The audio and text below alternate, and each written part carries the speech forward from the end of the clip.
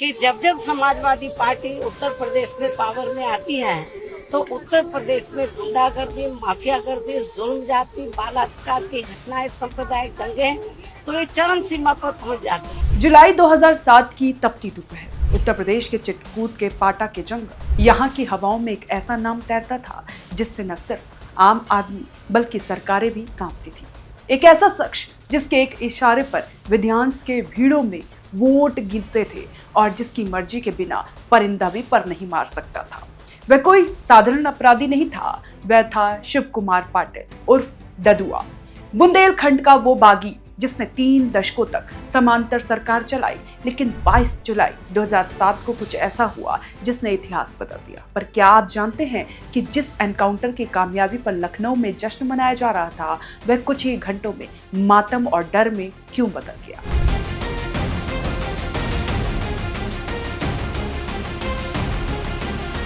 ददुआ के डाकू बनने की कहानी किसी फिल्मी से कम नहीं है।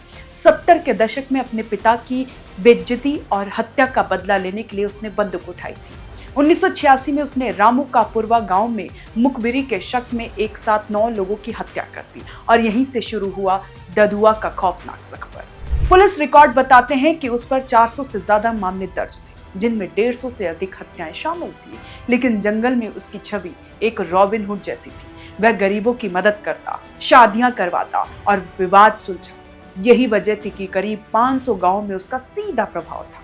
वह जंगल में बैठकर तय करता कि कौन विधायक बनेगा, कौन सांसद।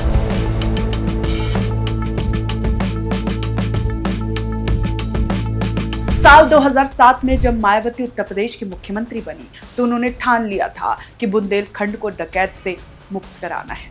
मायावती ने ददुआ का एनकाउंटर क्यों कराया? इसके पीछे 2 बड़े कारण थे। पहला, ददुआ का राजनीतिक दखल इतना बढ़ गया था कि वह सरकार के इकबाल को चुनौती दे रहा था। दूसरा, उस समय ददुआ का झुकाव समाजवादी पार्टी की तरफ ज्यादा माना जाता था, जो मायावती के लिए एक बड़ी राजनीतिक चुनौती थी।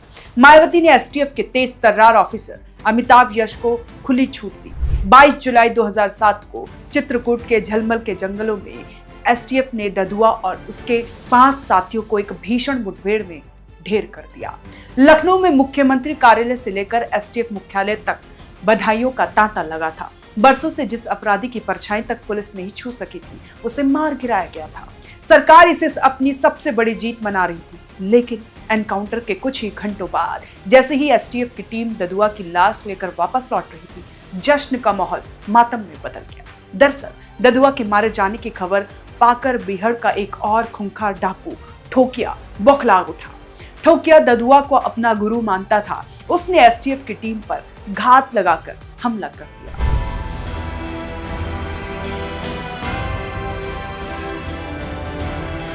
जब एसटीएफ की टीम फतेहपुर की ओर बढ़ रही थी, तभी ठोकिया और उसके गिरोह ने पुलिस के काफिले पर अंधाधुंध फायरिंग शुरू कर दी।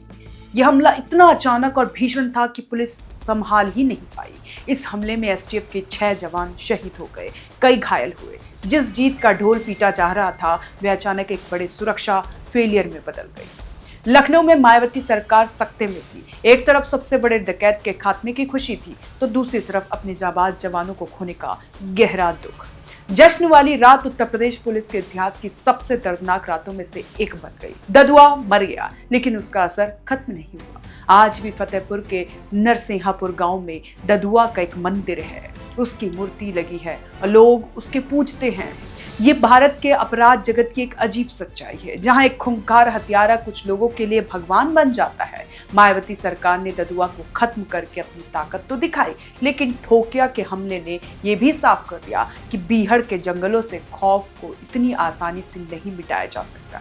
ददुआ का अंत सिर्फ एक डाकू की मौत नहीं थी, बल्कि ये बुंदेलखंड की उस राजनीति और वर्चस्व की लड़ाई का हिस्सा था जिसने दशकों तक यूपी की सत्ता को प्रभावित किया।